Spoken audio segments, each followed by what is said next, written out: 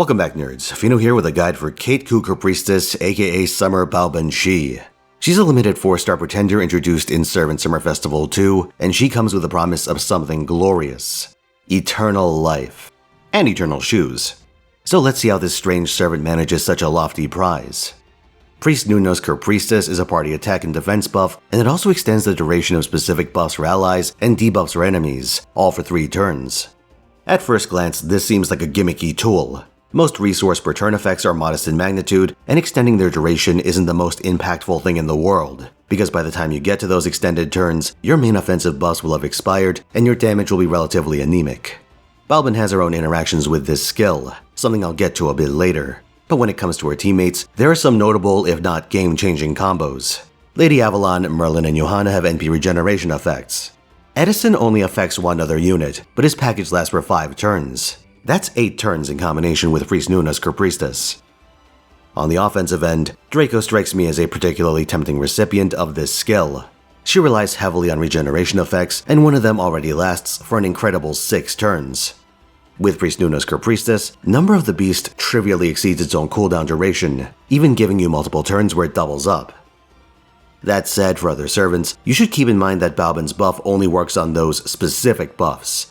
Composite buffs that indirectly achieve that result, like Saber Barghest or Galatea's end of turn effects, can't be extended this way. Players without fully developed accounts also have some funny ways to use the extension effects. Fun fact about Zhu Fu, her Noble Phantasm comes with a 20 stars per turn effect, and it lasts for 5 turns. If you're in a situation where using that NP is an option in the first place, that's a fair bit of value. If you have them, Daikoten and Abigail have party NP regen, and Asclepius provides healing. My last trick is to combo this with Tamamocat. Her Noble Phantasm comes with a personal 3k heal per turn.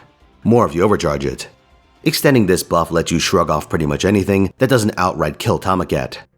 Then again, she is a berserker, so good luck with that. Now, one thing I haven't talked about is the debuff extension. This only applies to damage over time ailments, curse, burn, poison, and not their amplifiers. So in practice, you'll usually find that just having servants like Yang or Taisui just spam their Noble Phantasms will give you better results than trying for cheeky extensions. Let's move on to Priest Nuno's Hammer. This is a party NP damage buff, 15 star dump, and grants more NP damage and 20% charge to allies with the Wrath of the Enshrined Deity buff. This is connected to one of Baobhan's passives, Priestess of the Enshrined Deity. When your frontliners get hit, they gain Wrath of the Enshrined Deity for a single turn. This by itself gives 10% crit damage. There's a little more to it, which I'll get to in a second, but as for Priest Nuno's Hammer, I'd recommend against playing around its interaction with Wrath, unless you're in a situation where you can't make any meaningful moves on turn 1. Like you're in a boss fight where the enemy has a temporary red guts, and popping it will just make your life worse. Instead, use it opportunistically after it comes off cooldown. Going back to Priestess of the Enshrined Deity though, it has another effect. Separate NP gain buffs for chaotic and good aligned allies. Interestingly, the magnitude of this changes based on her ascension. It's 1% stronger while she's in her first or second ascension. That's small potatoes, but a similar dynamic exists for another one of her passives, Tam Lin. This one goes in the opposite direction, but at a greater magnitude. In her Morgan-themed third ascension, this jumps from 4% to 20% anti-human crit damage. So if you're in a situation where you know your main enemy is human attribute, it's worth swapping ascensions to take advantage of this, especially for fights where you're operating on very long timescales. Though I will say that sacrificing the Kernuno strip feels pretty bad. Speaking of which, it's finally time to introduce Baobhan's new Noble Phantasm, Easter Failnot. This is an AoE buster attack with anti-human damage. It also applies many of the effects listed on Priest Nuno's Priestess, health, NP, and star regen to Baobhan, and curse and poison to the enemy team. There's also a colossal 50% attack reduction, and the overcharge on this is a single-turn preemptive buster buff. There's a lot to unpack here. An anti-buff is an anti-buff, but it's a little unfortunate for a nominal buster attacker to end up with an effect that Koyan Light, the primary buster support in this game, already provides. What this means is that Baobhan doesn't give your roster much in terms of offensive depth. You're not going to get any new 90++ strategies for keeping her around.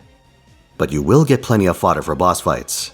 That 50% attack reduction is equivalent to Munenori's third skill and slightly higher than Asterios' Noble Phantasm. Normally, you either want to mitigate hits with big defense buffs or nullify them with invulnerability or anti-enforcement defense. But if you can stop your enemy from one-shotting you, then you can bounce back. One benefit specific to the Baobhan approach is that it circumvents pierce effects and, to a lesser extent, buff removal. This has obvious benefits against enemies with combo pierce like Minamoto no Tametomo, but against forces with anti-enforcement pierce like the Hakunos, preemptive purges like Uesugi Kenshin, and bosses with AoE normal attacks like Kiernunos, ironically enough, Summer Baobhan can actually outperform a Castoria setup in survivability. The reason why we don't often see strategies revolve around this concept is because it's harder to maintain a critical mass of attack downs than it is to just spam overcharge and throw up a bunch of anti-enforcement stacks, or have Mash toss out Lord Camelot every couple of turns. Remember that skill-based attack reductions have an uptime issue, while the older NP users like Asterios had severe reliability issues. He can only get his NP out consistently if you are fighting a boss that actively helped him with large, low-damage hit counts. What changed with Baobhan is her access to NP regeneration in combination with her ability to extend that buff. Once you pop Easter Failnaught, you lock in the profits with skill 1 and then fish for a second, letting you accumulate enough charge to use another Easter Failnaught before the previous buffs expire. Once you stack that incremental advantage enough, you can reach a point where your opponent can no longer deal enough damage to kill Baobhan outright, and she heals off any damage she does take. In a solo configuration, you can lean on Mighty Chains, going NP Quick Arts to make up for the shortfall in your attempts to accumulate value. You're taking damage, but you're counting on stacking that regen and your ability to reduce that damage to continuously weather the storm. It's doable, but slow and not without its share of risk. But we've been in this place before, haven't we? Van Gogh can live forever if enough dominoes fall in her favor, but you vastly improve your odds with 2? Sound familiar? Ladies and gentlemen, the double Baobhan system. Remember, skill 1 only cares about what the buffs are, not who they belong to. So if 2 Baobhan's NP, you aren't extending 10% charge, 1k healing, and 10 stars to 5 turns, you're extending 20% charge, 2k healing, and 20 stars per turn to a total of 8 turns. It's 8 and not 9 because you lose a turn from the order of operations. You NP and the turn passes before you're able to lock anything in. With a source of party-wide cooldown reduction, it's actually possible to get skill 1 back up and gain stacks every cycle until you finally hit the point where you're gaining 100% charge on all your servants every turn. At the same time, you're debuffing every enemy on the field with a cumulative minus 100% attack debuff every turn. You've crippled your opponents to such a degree that they can no longer fight back, so they just have to sit there and take it while you slowly unload 2 NPs every turn for the rest of their lives. That's one weakness of this strategy, by the way. It's remarkably slow, but it does work. As for your cooldown reduction servant, Tamamo no Mae is ideal for this since her own Noble Phantasm both gives charge and is the source of that CDR. So as you ramp up, she gets to pull the trigger more and more often.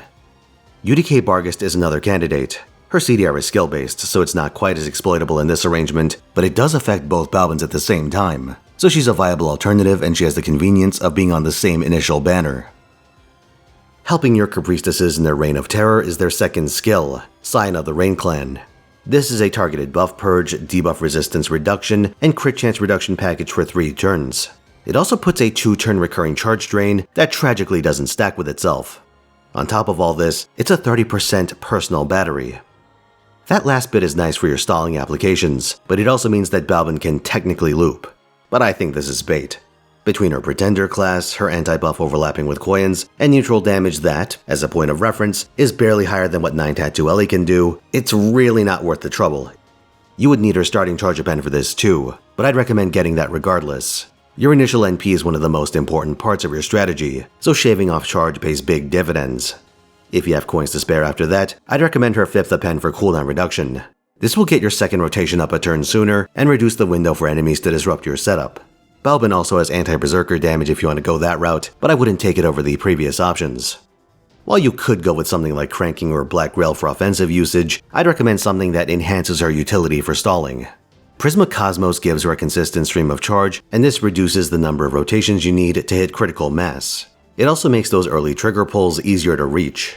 In high-pressure situations where an enemy's on your ass immediately, consider Kaleidoscope or its loathsome cousin Copescope to get a guaranteed NP on turn 1.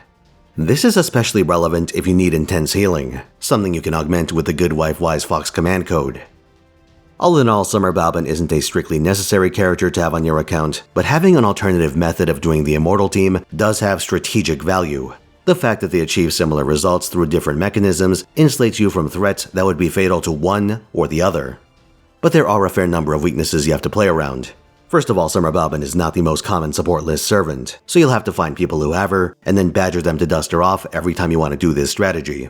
Secondly, this team falls apart against enemies that spam cleanses or are straight up debuff immune.